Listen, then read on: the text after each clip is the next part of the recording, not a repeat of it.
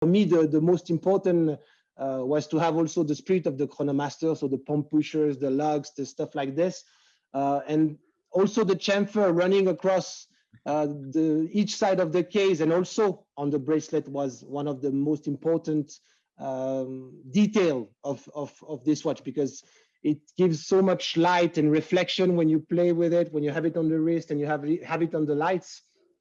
And then you just told me something. This is working. This is erotic, because I hadn't noticed that the chamfer continues on the yeah, end. it continues I mean, all across the bracelet until the buckle. And it was very important because it's not that common to have a chamfer on the links of the bracelet. We were expecting to have a success, as I told you, but not as big as we have. It's nowadays more than 30% of our production sellout. So in not even 6 months, Chronomaster has become huge. Of course, we adjust compared to the forecast. The white dial is definitely the best seller, because it's maybe more, I would say, in line with what the people have about the tricolor subdial signature and the contrasts with the tricolor subdial signature. But I must admit that the black dial is becoming stronger and stronger, because I think that people is also paying attention to it. I wear the black dial. I prefer the black dial, but that's maybe because I'm involved with the brand since 15 years and I have seen a lot of silver background dial with 3 colors. But of course, the white dial is the best sellers, and I would say 75% of the total amount of Chronomaster Sport is about the white dial for the time being. But the black dial for me looks even smaller because it reduced the opening, so it feels and it wears even smaller than it appears. So that's why maybe it's more discreet. I'm always tempted to join the discussion when you are reading the comments. As we were working on this one since 3 years, we did pretty much all the comments internally before, because we knew that there would be a comparison. So we were kind of prepared, I would say.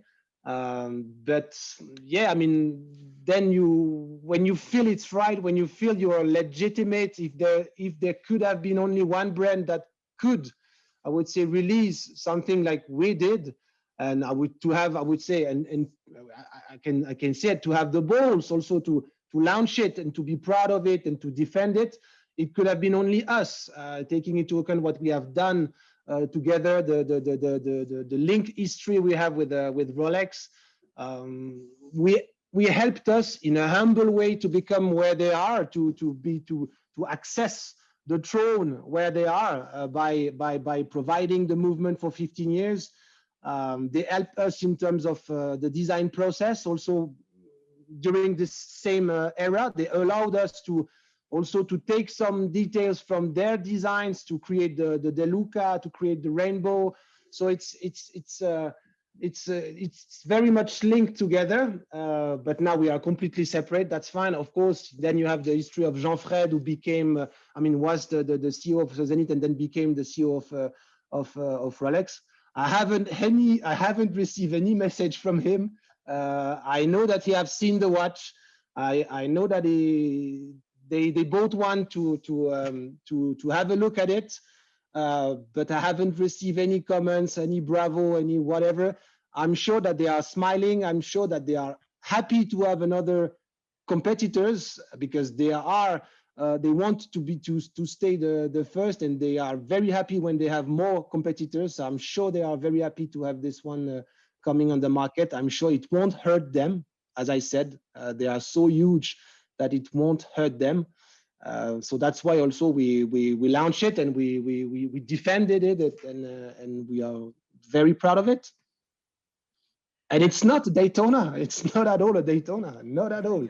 I'm always giving just a comparison to people to understand how still niche we are. I mean, we are producing the El Primero since 1969, so 52 years.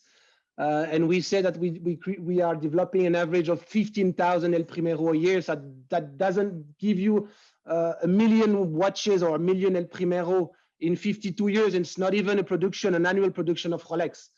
So that still gives you a perspective of who we are, where we are, and I'm taking the example of the Chronomaster Sport. Even if we take 0.00001% of their production, I'm of course talking about Omega, Rolex, and others.